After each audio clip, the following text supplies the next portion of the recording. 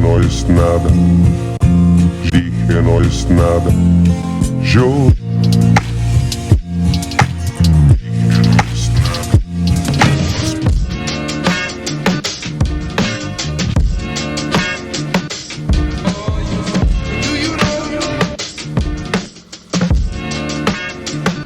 Today I'm going to be going over some of these guitar pedals and how I'm using them in my sample-based production.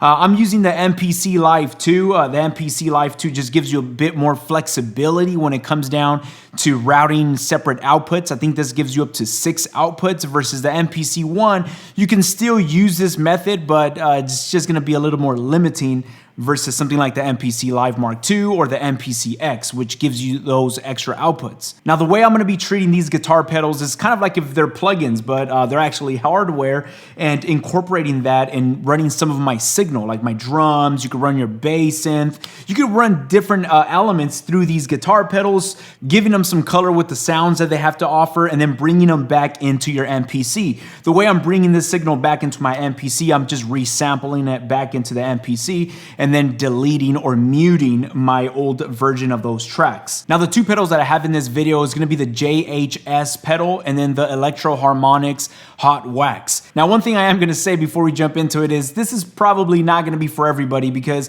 using some of these guitar pedals is definitely gonna bring in some texture that maybe is not gonna suit for all types of music. But for the type of boom bap hip hop style that I'm working with, I feel like this is a very fun way to bring in some awesome textures to your drums, to your bass, some of your samples, but mainly to my drums and bass is where I've been having a lot of fun. So today we're gonna be diving into this beat that I have. On the drums that I have, they're actually from my sample pack, and it's actually a drum break that I have right here, which sound really good.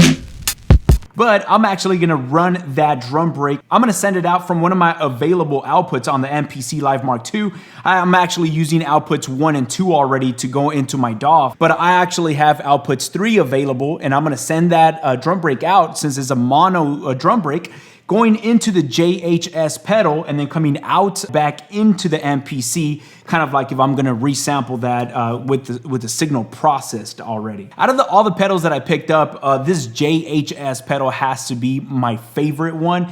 This thing is not just for guitars. This thing is a little bigger than the other guitar pedals, but this thing is meant for you to run anything through it. Your vocals, guitar, bass. This is actually emulating a Neve 1073 style of preamp, so it's definitely giving you a different type of sound when you're recording through this preamp. Now, this pedal does have a 3-band parametric EQ, and it also has this 5 selectable gain step, which works with the preamp volume that's right next to it. So just kind of dialing these 2 back and forth, you can come up with some really good sounds. You can actually add some saturation to your signal, which sounds awesome. And if you don't want that saturation or that distortion sound, you could just dial it back down and get more of a cleaner sound, which also has a very good sound to it. And right next to that, you got your master volume, which will just see how much volume you're sending out to your recorder, your MPC. All right, so let's go ahead and run some signal into this JHS and see what kind of sounds we come up with. Now, right here, you have your preamp and your step volume, so you could really push these drums.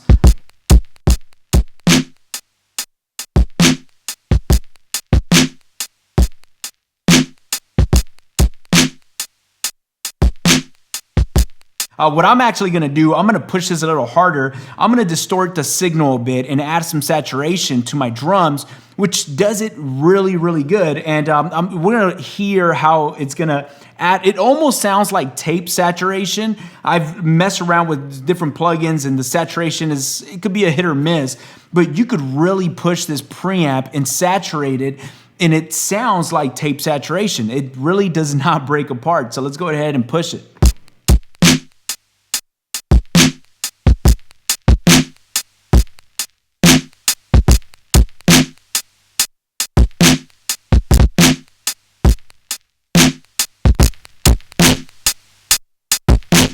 All right, so what I'm gonna do right now, I'm actually gonna A/B this comparison, and I'm gonna go use this drum break and take it out directly from the MPC without touching the JHS, and then I'll go into the JHS and just kind of compare A and B and see which one feels better.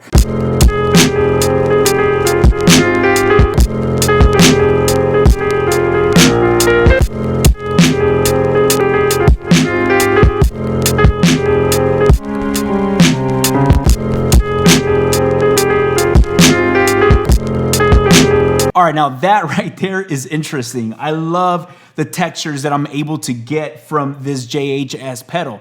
Now I'm being fairly gentle with it, but you can really push it and really come up with some interesting sounds. So what's really cool about these pedals is that you can daisy chain these pedals, and you don't have to stop right here. You could just go right now we're going just into the JHS, going back into the MPC, which this pedal actually sounds really clean. It's not really meant to destroy your sound as much. But right next to that, we got this hot wax from Electro Harmonix. This thing right here is awesome. Now this right here will destroy your sound, add some saturation, some distortion to your signal. I've never used any plugin that gives me anything near what this right here will do. So right here, I'm actually gonna go out of this JHS and then go into the hot wax. And then I'm gonna come out of this hot wax going straight into the MPC. All right, so for the sake of this video, I'm really gonna push this, and you will see that as I'm gonna push this really drastic, it does not break apart. It does not sound bad. It actually sounds really good. Now, a quick little rundown of this hot wax is actually taking two different sounding pedals and putting them together in one, which you have your hot tube section, which is colored in red, and then you have your crayon section, which is in green. They just sound different. They have different characteristics, but it's put together in one pedal, which is awesome, because down right here at the bottom, you'll see you have treble knobs. You have your bass,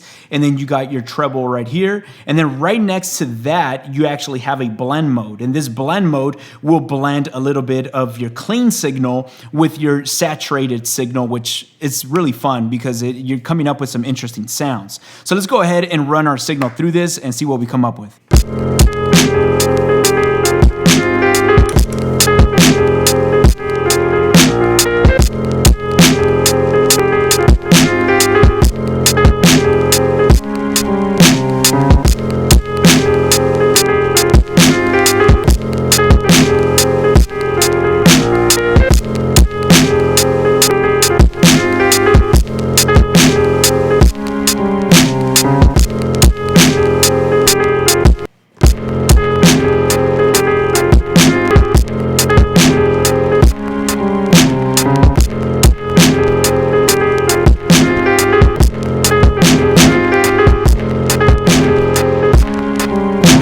All right, so I'm definitely pushing that right there. And as you notice, as I'm going back and forth, you got the hot tube section and the crayon section. With the crayon actually is a little more warmer, and the hot tube just kind of has a little more of a grittier sound. And being able to blend both of those signals together, again, I'm just really pushing it, and I do not feel like it's breaking apart. Now, one thing to keep in mind, being able to push it this drastic is obviously adding some saturation, and it's very drastic. Another really cool way you can use this if you want to incorporate this saturation in your drums is use parallel compression, or actually parallel mixing, which you can have your clean drums that do not have any distortion whatsoever, and then record this saturated or distorted signal back into the MPC. So now you have two tracks. You got your clean drums and then your saturated drums, and start kind of getting a good blend between the clean and the saturated. And it's just really fun, the blends that you come up with. And that's actually something that's very fun, especially when you're in the mixing process in the DAW, but in this case, we're actually doing it all within the MPC. All right, so now I'm gonna go ahead and A/B signals going through the pedals versus just a signal coming directly from the MPC, so we can listen to the difference. It's gonna be a drastic difference, but let's actually see the difference of this.